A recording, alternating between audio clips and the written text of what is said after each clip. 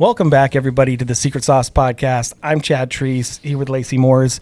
And if you have ever experienced, as you're on a personal growth journey, if you're moving out of one stage of who you're at into another, a little bit of loneliness in that as you're starting to separate from who you were into who you're becoming, and maybe people don't support that the way that you thought that they would. If you've experienced that, this episode is for you.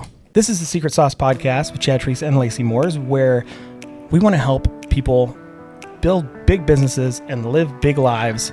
And we think that there's not a magic bullet for doing that, but there is a secret sauce. So a lot of these are going to be just the ingredients that can help you make up a secret sauce to build a big business and live a big life. Let's get into it. So this week we're talking about something that is a newer concept for me. I mean, I've never heard it actually like explained a certain way. I've gone through it, but I've never actually been able to put a word to it or put a phrase to it. And I came across this. Alex Hormozi talks about it. Chris Williamson talks about it. But it's a whole concept of, they call it the lonely chapter. And I wanted to dive into that a little bit. Is that something, have you ever heard that terminology before? I never heard it until you started talking about it. And okay. I'm actually super excited about this because when you started explaining it, I think a lot of people who have been in a growth mode or worked on bettering themselves have felt this at some time, but never really knew that it was a thing. Right. You know, and that we could categorize it or even prepare people for it. I think that's what's the beautiful piece of what you're going to teach today is preparing people for something that's going to happen. So let's talk about what it is. Yeah. They call it the lonely chapter. I actually would probably make it plural because I think this is probably going to happen multiple times in your life if you're on a personal mastery or a personal growth, personal development path. Once you start going down that path, chances are you're not going to be like become this next version of yourself and then just quit. Right. It becomes kind of addictive to continue to evolve and what more can I do? And exactly. And so I think this will probably happen multiple times in your life. And so what I wanted to do is lay out what it is and then also how to potentially deal with that, how to overcome it.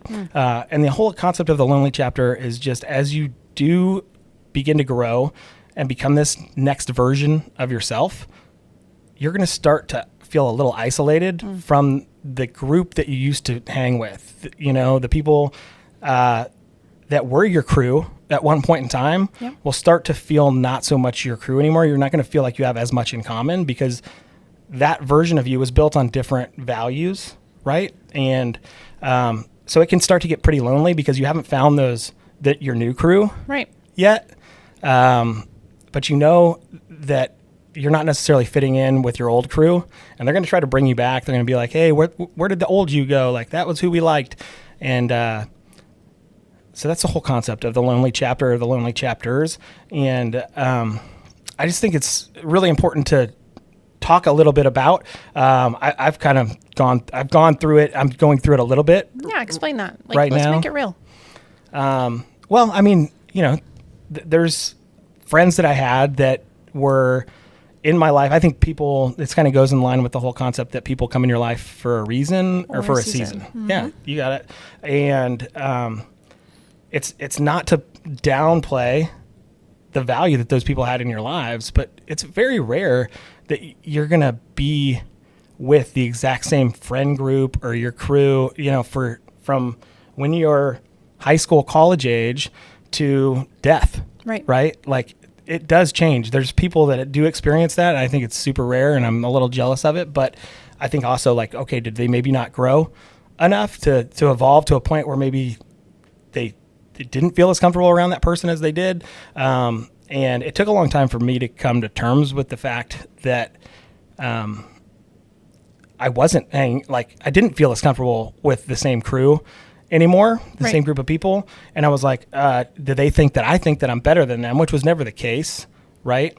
It wasn't about that. It just like my goals were different. Mm-hmm. And they say that you're, you know, the combination of the 5 people that you hang around most. Yep. So I knew that I was no longer serving myself to continue to hang with that group if my values were, or my North Star was kind of pointed in a different direction than theirs. It's natural, right? Well, when you just said, do they think I'm better than them or what, you know, that they think that I think that I'm better than. Right. Or the Right. world. Let's just say the world thinks, says that. Or sometimes what I'll call it is your little voice. The little voice that is inside of you that lies and tells you all the things that are not truth, but that will just continue. And that's the lies, right? That just because you don't hang out with them anymore, or like you made the example of, maybe you used to go to the bar all the time, and now you're on this self-mastery and you want to get better and you don't want to be hanging out at the bar all the time. It doesn't make you better than that person because you're not at the bar at all anymore, but you're removing that that obstacle to make yourself better. But the lies, those are the little man voice that's telling you think you're better, you think that you're better than them. And I think that's an important piece to recognize that. I had somebody come in my life a long time ago who said, literally just stop and say, is that a truth or is it a lie? And I'm trying to teach my kids at a very young age to be able to decipher if they say something, where is that coming from? Is that a truth or is it a lie? Yeah. And right there, and it's 100% lie. You wanting to better yourself, Chad, it doesn't make you better than them. It doesn't make you as a person, but those are the lies that you're going to hear. And sometimes people speak them, right? Like very clearly. And that is what makes you lonely. It is what creates this lonely chapter. Well, it was going to be my next point, so I'm glad you mentioned it. But yes, there's going to be a piece of it that's in your mind, but there is going to be a piece of it that is very much real. Sure. And it is the most isolating thing is that you will get pushback from those people. And they're like in that bar example, they're like, hey, why aren't you coming to the bar anymore? Why you think you're too good for, the boys or whatever.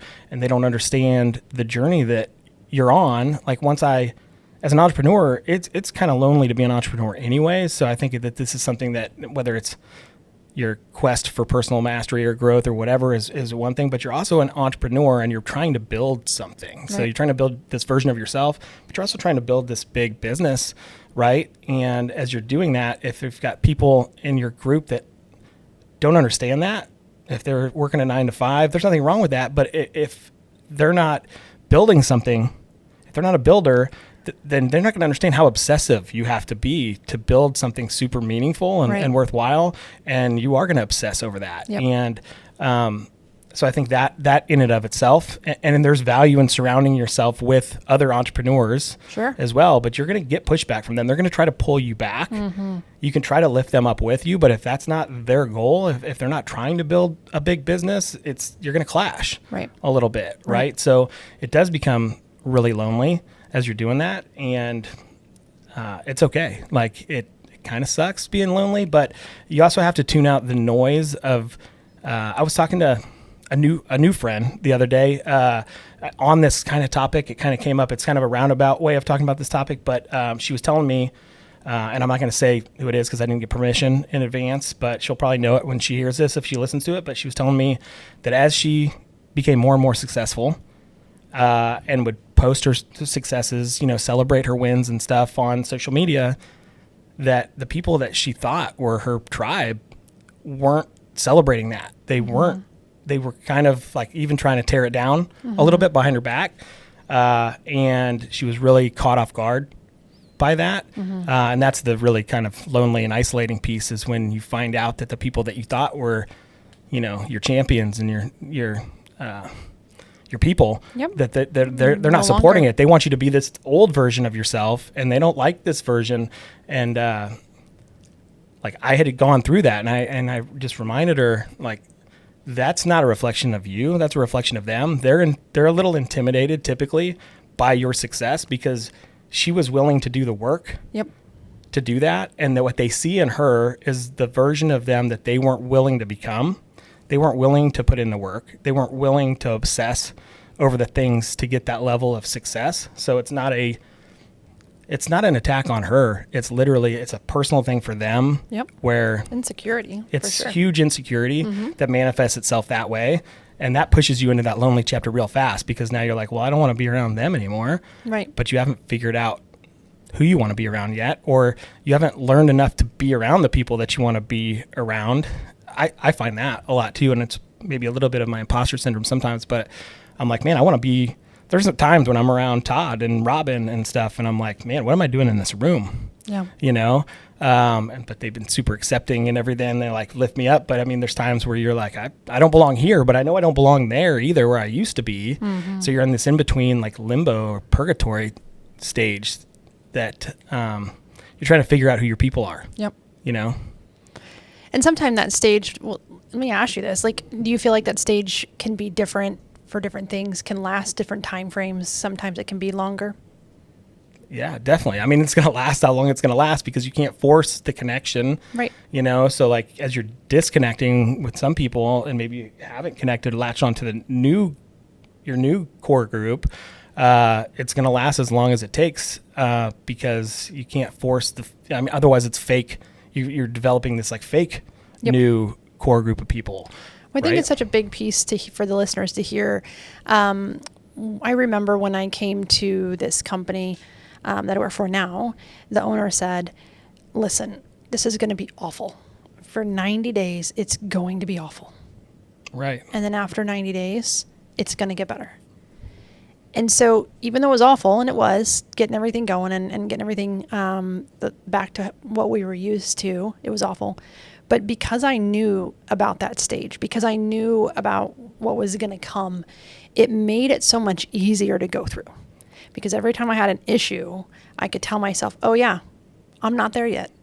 I'm not 90 days. So when you talk about this, I just see how helpful this lonely chapter like can be to somebody when they're going through it. Chad said something about this. Just knowing that it's going to happen. This is going to happen. Yeah. And I'll come out of it. It's just a stage or a season. It's not forever. But this is part of what happens as you're finding yourself and you're growing and you're figuring out, who you want to be around and who's going to help you and encourage you and not pull you down. I just think it's a great piece. Yeah, I think that hit it right on the head with where like just acknowledging it. That was the reason that I wanted to do this podcast and have this topic because I didn't know. Yep. Like when I first was going through it, I'm like really trying to figure out what's going on. Who is this okay? Like, is this growth okay? Should I go back to that? What was comfortable, that group, right? Sure. Exactly. And then, man, is this pain worth it? Mm-hmm. Is the isolation and loneliness of this worth it of what's going to come out on the other side? And I would say it definitely is. Sure. Like, you just got to know that it is going to happen. It is natural. If it doesn't happen, you're probably not growing enough. And yeah, when you're going through that growth, it can feel a little scary because you're separating from people you used to be around and who you used to be. Right. The thoughts you used to have. It's just a season though. It's just a season.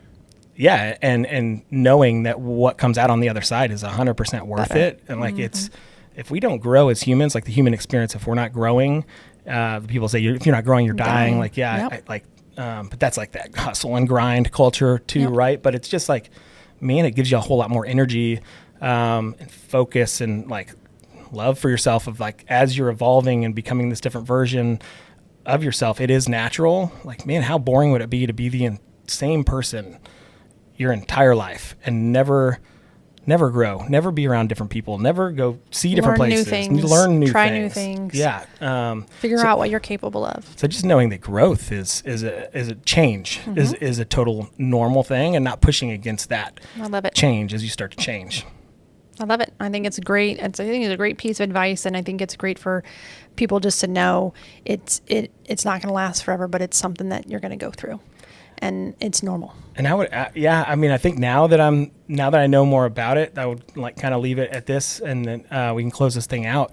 But I kind of enjoy it now. Like now that I know what it is, I mean, I don't enjoy loneliness, but the whole concept of being at peace, like being by myself and not feeling like I need to appease anybody else. I don't need to be a version of myself that maybe doesn't feel right to me, So I would prefer to be in that lonely space versus pretending to be something that I'm not anymore. It's inauthentic to who I am, right? So like I find myself being much more willing to like stay home and work on my business, work on building this big business and this big living a big life than I do going and being that version of myself that I used to be. Let me tell you something really quick, because let me tell you this real quick. I went to a class for kids in screen sanity, and what iPads and phones and everything do to kids. But one piece of it, so this is where you're at, I think, when you say that, there's one piece of it that says, like, our kids don't know how to be bored. They don't. And how good boredom is for us. Okay. Boredom sometimes would say is lonely, right? Or totally. And so kind of the same thing. But she explained that when kids have boredom, it's when their brains get into hyper creative mode. Mm-hmm. Like all the creativity comes out in a place of boredom. And I thought about this as I'm sitting there, because my oldest is 13, and when he's grounded, or when he doesn't have access to the games or the any of the screens, he'll resort quickly to building Legos, and he is unbelievably impressive with building Legos and the things that he creates. Or he will go to he still plays with toys, and I'm not meaning like playing with toys, but like he'll set up fortresses, in the whole basement, and just have it's so creative.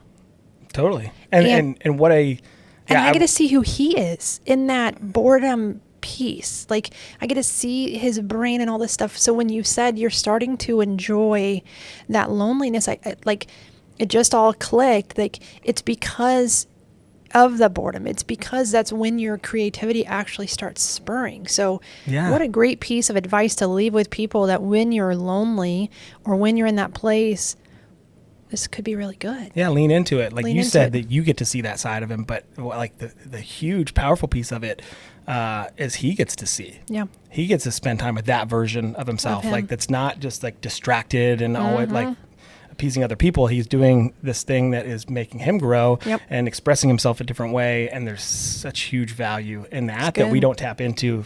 Nearly enough. I'm tapping into it in my 40s. I didn't tap into it when, I was young. So helping kids tap into that a whole lot younger is pretty darn valuable. That's good too. Yep. So I wrote something to close this out because I knew I just couldn't as eloquently on the fly say it. So I apologize. No, read it. Who cares? Growth is a journey that often comes with a cost. And sometimes that cost is outgrowing the people or places that once felt like home. It's not easy to lose old connections, and it's natural to feel pulled between your desire to evolve and the comfort of what's familiar. But remember, staying small to keep others comfortable doesn't serve you or them. True friends will cheer you on, even if your growth makes them reflect on their own lives. And for those who don't, it's okay to let them go with gratitude for the role that they played in your story. Keep climbing, keep dreaming, and surround yourself with people who celebrate your heights instead of wishing you stayed grounded. As you rise, you might feel lonely at times, but the view from the top is worth it, and new, like-minded connections will always meet you along the way. Let's leave it there. Leave it there. That's so good. I hope this impacted you guys. I hope it struck a chord. If you have any questions about it, I love talking about this stuff. Reach out, and we'll see you next time.